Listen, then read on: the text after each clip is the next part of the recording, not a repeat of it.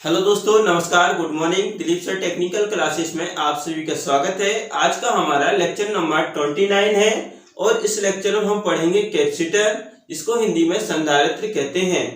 तो आपने कैपेसिटर को जनरल देखा होगा, सीलिंग फैन में देखा होगा या फिर कूलर में देखा होगा या फिर देखा होगा सिंगल फेज की जो मोटर होती हैं उनमें इस कैपेसिटर को देखा होगा। तो आज उसी कैपेसिटर के बारे में अध्ययन करेंगे। तो सबसे पहले हम जानते हैं कि कैपेसिटर होता क्या है। तो कैपेसिटर एक डिवाइस है, एक युक्ति है जो कि ऊर्जा को स्टोर करने का कार्य करती है। ठीक है, अब जो ऊर्जा है इसमें किस रूप में स्टोर होती है, तो जो कैपेसिटर होता है उसमें जो ऊर्जा स्टोर होती है स्थिर विद्युत ऊर्जा के रूप में स्टोर होती है।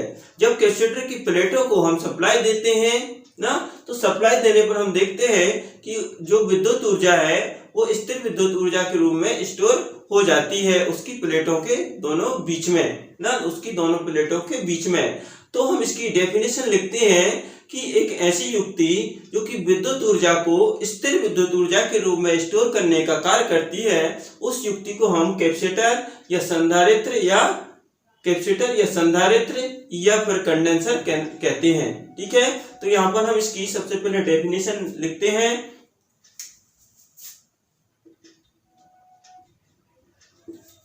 तो एक ऐसी युक्ति जो कि विद्युत ऊर्जा को स्थिर विद्युत ऊर्जा के रूप में स्टोर करती है, इसे कैपेसिटर कहते हैं या कंडेंसर कहते हैं।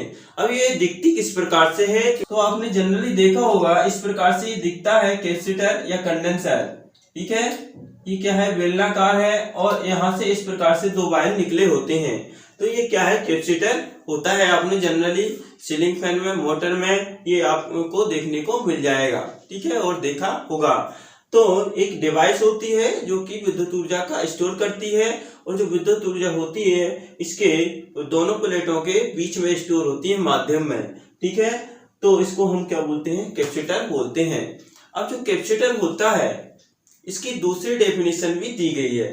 तो इसकी दूसरी डेफिनेशन है कि अचालक माध्यम द्वारा पृथक की गई दो चालक प्लेटों के बीच आवेश एकत्रित करने वाली युक्ति क्या कहलाती है, कैपेसिटर या संधारित्र कहलाती है।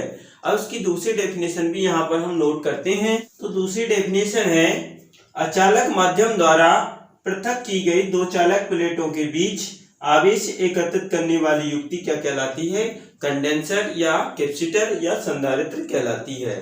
अब ये डेफिनेशन किस प्रकार से दी गई है, तो ये जो डेफिनेशन दी गई है इस कैपेसिटर के आधार पर दी गई है, क्योंकि जो कैपेसिटर होता है उसमें दो चालक प्लेटें होती हैं और ये दोनों चालक प्लेटें एक कुचालक माध्यम द्वारा पृथक होती हैं, अर्थात अलग अलग होती हैं। अर्थात दोनों प्लेटों के बीच क्या भरा जाता है, कुचालक माध्यम भरा जाता है। ये क्या है, कुचालक माध्यम है और ये दोनों प्लेटें हैं, ये दोनों प्लेटें चालक हैं। तो इस प्रकार से ये कैपेसिटर होता है, इन दोनों प्लेटों के बीच कुचालक माध्यम होता है। इस कारण से कुचालक माध्यम द्वारा पृथक की गई दो चालक प्लेटों के बीच आवेश एकत्रित करने वाली युक्ति क्या कहलाती है, कैपेसिटर कहलाती है।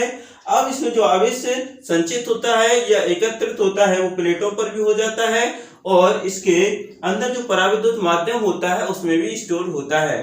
तो इस कारण से ये डेफिनेशन दी गई है कि कुचालक माध्यम द्वारा पृथक की गई दो चालक प्लेटों के बीच आवेश एकत्रित करने वाली युक्ति क्या कहलाती है, कैपेसिटर कहलाती है।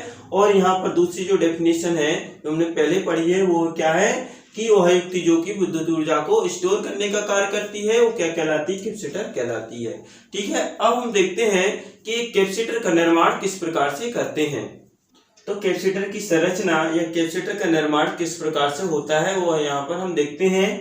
तो यहाँ पर कैपेसिटर है और उसकी आंतरिक संरचना को बताया गया है, अर्थात उसके अंदर के भाग को दिखाया गया है इस डायग्राम में। इसमें क्या है, दो प्लेटें हैं और दोनों प्लेट क्या है, चालक प्लेटें हैं, अर्थात चालक धातु की बनी है। और इन दोनों प्लेटों के बीच क्या है, माध्यम है जो कि कुचालक का कार्य कर रहा है। ठीक है, ये माध्यम है। ये माध्यम के रूप में कुचालक पदार्थ लेते हैं, जैसे माइका हो सकता है, सिरेमिक हो सकता है, पेपर हो सकता है, एयर हो सकती है। जो अचालक होता है उसको हम माध्यम के रूप में लेते हैं और उसी के आधार पर जो कैपेसिटर होते हैं उनके नाम भी बदल जाते हैं। जैसे माइका होगा इसके अंदर तो माइका कैपेसिटर होगा, पेपर होगा तो पेपर कैपेसिटर, एयर होगा तो एयर कैपेसिटर या गैंग कैपेसिटर। और सिरेमिक यदि भरेंगे हम इसके अंदर कुचालक के रूप में तो उसको हम बोलेंगे सिरेमिक कैपेसिटर। ठीक है, तो इस प्रकार से इनके नाम भी बदल जाते हैं कुचालक के आधार पर। तो यहाँ पर इसकी संरचना को हम समझते हैं। तो संरचना में एक कैपेसिटर की 2 प्लेटें होती हैं और कुचालक माध्यम होता है। अब यहाँ से हम इसको विभवांतर देते हैं, दोनों प्लेटों को यहाँ से भी विभवांतर दिया जाता है। तो विभवांतर हम देने पर हम देखते हैं कि जो कुचालक है उसके परमाणु ध्रुवीकृत हो जाते हैं और ध्रुवीकृत होने के कारण कुचालक के परमाणुओं में स्थिर विद्युत तनाव का गुण आ जाता है और स्थिर विद्युत तनाव के कारण इसकी प्लेटों पर आवेश संचित होने लगता है। ठीक है, ये क्या होने लगता है, इसकी प्लेटों पर आवेश संचित होने लगता है। अब जो आवेश संचित होता है वो समानुपाती होता है सप्लाई वोल्टेज के, या फिर दी गई वोल्टेज के। कैपेसिटर की प्लेटों को कितनी वोल्टेज दी गई है उसके समानुपाती होगा इन प्लेटों पर संचित आवेश। ठीक है, तो समान जो संचित आवेश है वो समानुपाती होता है किसके, Q समानुपाती होगा विभवांतर के या वोल्टेज के। ठीक है, Q क्या है, प्लेटों पर संचित आवेश है, और V क्या है, यहाँ पर विभवांतर है जो कि हमने प्लेटों को दिया है। ठीक है, तो यहाँ पर जब समानुपाती के चिन्ह को हम हटाते हैं तो यहाँ पर एक कांस्टेंट आता है Q इक्वल टू C और V। अब जो C है वो एक कांस्टेंट है जिसको हम संधारित्र की धारिता कहते हैं। ठीक है, इसको बोलते हैं संधारित्र की धारिता या कैपेसिटेंस। तो यहाँ पर हम लिखते हैं C equal to Q upon V। तो ये क्या है, संधारित्र की धारिता है, ये फार्मूला है संधारित्र की धारिता का, आपको इसको याद रखना है। तो C equal to Q upon V क्या होता है, कैपेसिटेंस होता है ना। अब हम देख लेते हैं कैपेसिटेंस को किस प्रकार से डिफाइन किया गया है। तो कैपेसिटेंस क्या होता है, या धारिता जिसको हिंदी में बोलते हैं धारिता। तो धारिता किसी कैपेसिटर का वह गुण जिसके कारण उसमें आवेश संचित होता है या आवेश स्टोर होता है उसको क्या बोलते हैं, कैपेसिटेंस बोलते हैं। तो कैपेसिटेंस या धारिता एक कैपेसिटर का गुण होता है। ठीक है, जिसके कारण उसमें क्या होता है, आवेश स्टोर होता है या आवेश उसकी प्लेटों पर संचित होता है। तो यहाँ पर इसकी डेफिनेशन बनती है,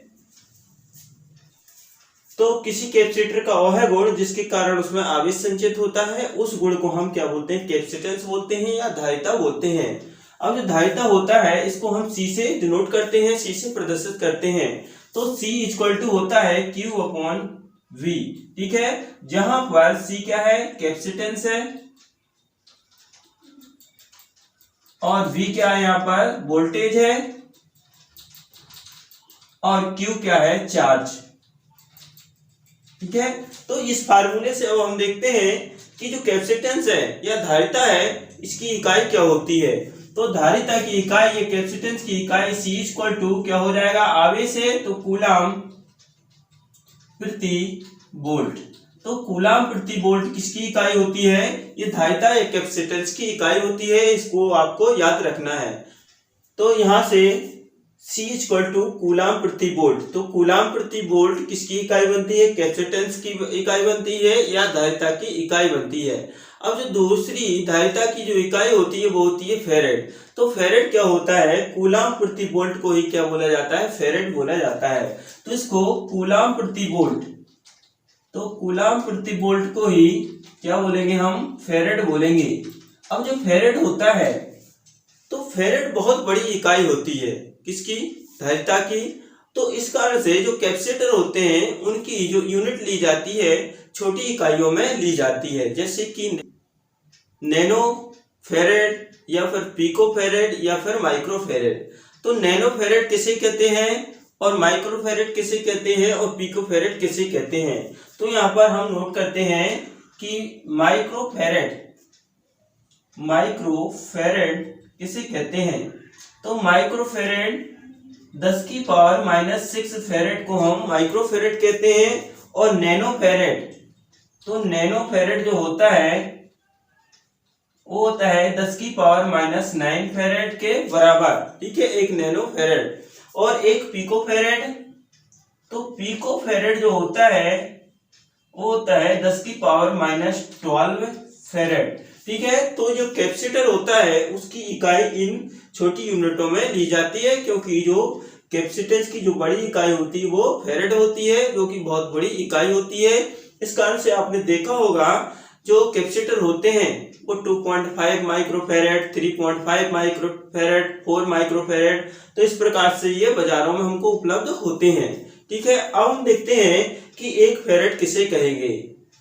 तो एक फेरेड जब किसी कैपेसिटर की प्लेटों पर हम 1 वोल्ट का विभवांतर देते हैं और उस विभवांतर देने के कारण उसकी प्लेटों पर 1 कूलाम का आवेश संचित होता है, तब हम उसको बोलते हैं कि उसकी जो धारिता है वो 1 फेरेड है।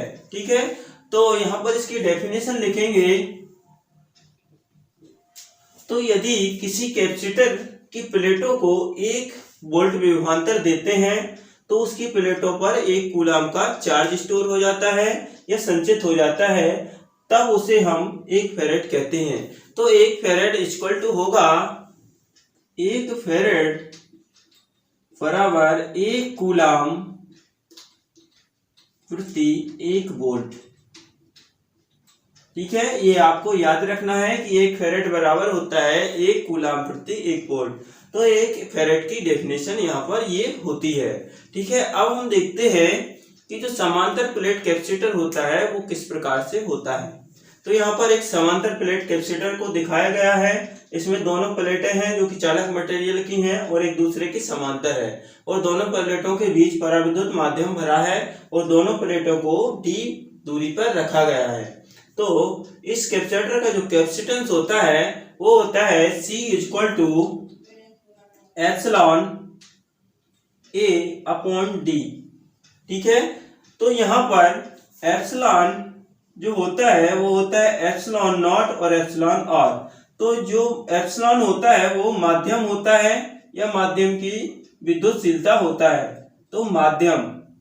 ठीक है, एप्सिलॉन क्या है यहाँ पर, माध्यम है, और ए क्या है यहाँ पर, ए है प्लेट का क्षेत्रफल, प्लेटों का क्षेत्रफल या प्लेट का क्षेत्रफल, प्लेट का क्षेत्रफल। और डी क्या है यहाँ पर, तो जो डी है वो है दोनों प्लेटों के बीच की दूरी। तो यहाँ पर लिखेंगे प्लेटों के बीच की दूरी। तो यहाँ पर epsilon equal to epsilon naught epsilon R, इसकी जो वैल्यू है एप्सिलॉन की उसको इस फार्मूले पर पुट कर सकते हैं। तो ये फार्मूला बन जाता है C equal to epsilon naught epsilon R A upon D।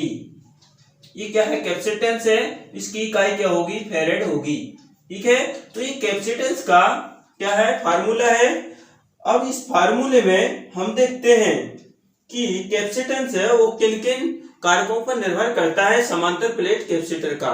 तो यहाँ पर जो कैपेसिटेंस होता है वो समानुपाती होता है प्लेट के एरिया के। ठीक है, जो प्लेटें हैं उनका एरिया कितना है उसके समानुपाती होता है कैपेसिटेंस। ठीक है, किसका, समांतर प्लेट कैपेसिटर का। जैसे जैसे हम प्लेट के एरिया को बढ़ाएंगे वैसे वैसे कैपेसिटेंस की वैल्यू भी बढ़ती जाएगी। तो जैसे जैसे हम यहाँ पर एरिया को बढ़ाते हैं किसका, प्लेट का, तो वहां पर कैपेसिटेंस की वैल्यू बढ़ जाती है। उसी प्रकार यदि हम एरिया को कम रखते हैं प्लेटों के तो कैपेसिटेंस की वैल्यू वहां पर कम हो जाती है। तो जो कैपेसिटेंस होता है प्लेट के एरिया पर भी निर्भर करता है, किसका, समांतर प्लेट कैपेसिटर का। अब यहाँ से इस फार्मूले से हम देखते हैं कि जो कैपेसिटेंस होता है ये दोनों प्लेटों के बीच की दूरी के क्या होता है, व्युत्क्रमानुपाती होता है। इसका अर्थ ये होता है यदि हम प्लेटों के बीच की दूरी को बढ़ाएंगे तो क्या होगा, कैपेसिटेंस वहां पर कम हो जाएगा। ठीक है, जैसे हमने प्लेटों के बीच की दूरी को बढ़ाया तो यहाँ पर कैपेसिटेंस क्या हो जाएगा, कम हो जाएगा। और यदि हम दोनों प्लेटों के बीच की दूरी को कम करेंगे तो कैपेसिटेंस यहाँ पर बढ़ जाएगा। जैसे यहाँ पर डी दूरी पे है प्लेटें और इसकी बीच की दूरी बढ़ा दें, दोनों प्लेटों के बीच की दूरी बढ़ा देंगे तो कैपेसिटेंस क्या हो जाएगा, कम हो जाएगा। अब ये डी दूरी पे है, अब यदि इनको आधी दूरी पर d/2 दूरी पे कर दें तो यहाँ पर प्लेटों के बीच की दूरी कम हो जाएगी और प्लेटों के बीच की दूरी कम होने के कारण क्या होगा, कैपेसिटेंस वहां पर बढ़ जाएगा। ठीक है, और तीसरा जो है कैपेसिटेंस निर्भर करता है किस पर, एप्सिलॉन पर, अर्थात माध्यम पर निर्भर करता है कैपेसिटेंस।